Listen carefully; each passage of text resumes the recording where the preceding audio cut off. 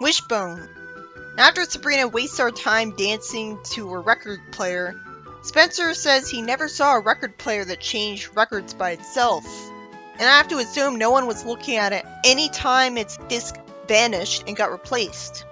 After that competent spell of hers, Harvey loves the smell of the witch's brew, which is a nice surprise, since the brews are usually portrayed as having ingredients that don't sound appetizing.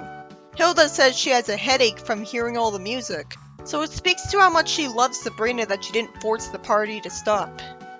Zelda gives her a potion to cure it, and thankfully it works despite Hilda hating it at first. That makes sense.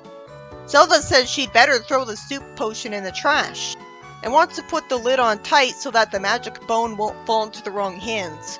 The dogs just happen to be there to see that, and somehow easily get the bone, when you'd think a witch could have the lid on as tight as she wants.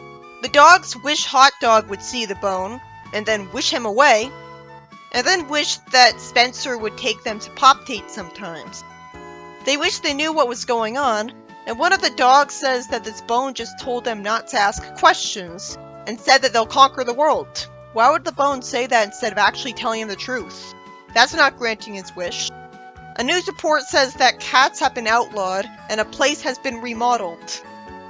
Salem warps to Sabrina, as I start to wonder why the magic bone wasn't made to magically disappear. Salem's able to tell Sabrina about the magic bone mischief, despite merely meowing. The teens find the end of the world exciting because they'll have no more homework, and Pop-Tate relatably just finds them annoying. Sabrina casts a spell so that a version of her will stay with Harvey dancing while she can go find the dogs. You'd think she'd be able to just... well, she really doesn't want to freak people out by having them see her warp the dogs to her, apparently. The dogs magically make Weatherby get walked by his dog, and a guy who wants his dog to stop chasing cats gets brainwashed into chasing cats. It is funny to see all of this. I'll do the chasing. Then we see a dog wash a human, and he says ow a few times. Then Sabrina encounters the dogs, but because she stupidly talked to them first, she gets wished away. She could have just frozen time to get to them with no one bothering her. She disguises herself with magic to look like a huge dog to scare the dogs into hiding in a sewer grate. She casts a spell to create a trap to lure the dogs to it. The dog looks at his own reflection.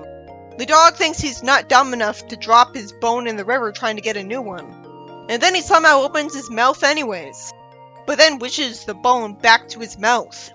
What did she think would happen? Sabrina tells Hilda she's tried everything. No, she hasn't. And the ants get worried that the authorities will track the bone down to them. And when Zelda says the whole town will know their trade, Sabrina gets the idea to offer the dogs a trade, 1,000 new bones for a magic bone. Somehow the dogs agree to this, instead of wishing they had 1,000 bones and keeping it. And you'd think Sabrina would be wished away instantly this time too. This was too easy. She could have just zapped them to make them get frozen in time and gotten the magic bone from them in a way that made sense. At least this way they get bones, and realistically, they hate having to bury so many. It's amusing to see Harvey still having to dance with a clone of Sabrina at night. I was exhausted at seeing an episode focusing on the annoying dogs. At least it was funny seeing humans get role reversed with dogs, so it was worth it. The highlights were seeing a man get washed by his dog and a man have to chase a cat. Still, it's another plot that wouldn't happen. Zelda would have just zapped the magic bone away, not put it in the trash can. Especially since she was worried that dogs or something would get at it. At least it was a creative surprise that it wasn't literally about a wishbone, and instead was about a bone just used in a potion brew.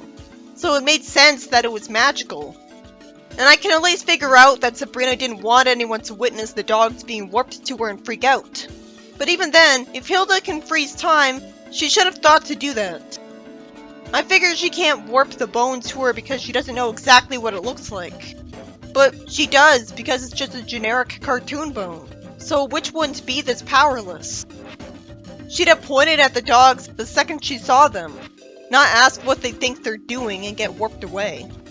Babysitter. After Sabrina agrees to a date with Harvey, Della shows up and asks Sabrina to babysit her evil son. This is going to be a terrible episode. It never makes any sense that a witch like Sabrina doesn't instantly use magic to freeze the brat in time for the entire duration of the babysitting. Or at least rob him of his powers. Why did they think we'd want to see this brat get to do whatever he wants while somehow witches do nothing against him? He treats them like birds in a cage and then summons an elephant and giraffe. He does everything for no reason. It's amusing to see Weatherby's reaction to that. I understand that part of their hesitation against them might be that he's Della's son, so they're scared that he'll tell Della on them if they do anything to upset him. But wait, they can erase memories! Naturally, after he stacks city blocks, the ants decide to fly away to China, of all places, and leave Sabrina with the animal abuser who sends Salem near a well, and Sabrina makes the well disappear. Harvey is nice enough to not mind Sabrina bringing Della's son with her on the picnic. And Hexter likes Reggie because he's obnoxious, in his own words. I wish it was explained that the reason she thought to have Sabrina babysit him is that she was the last person she talked to. Then he magically goes to Reggie's seat, as Reggie's come with them because he's suspicious of Sabrina. This whole plot wouldn't have happened if a spy witch erased Reggie's memories of magical events instantly. I suppose they're too overworked to do that instantly, and it takes a while. Or they naturally assume that there's no harm in having Reggie know, because no one's gonna believe him. Hexter makes Pickles fly and makes Reggie get launched into the air. Sabrina blinds Harvey temporarily with a bat. He'd still be able to hear Sabrina tell Hexter to use his magic to save Reggie. Also, can't she just do it herself? She tells Hexter to send Reggie to something soft, and he gets made to land on a bull because she trusted him. You'd think a witch would use her magic against Hexter himself. She pointlessly blinds Harvey again with the bat, when he'd still be able to hear bull noises. And Reggie gets sent into a pond. It's stilted that he says, "You can say that again," when a frog ribbits.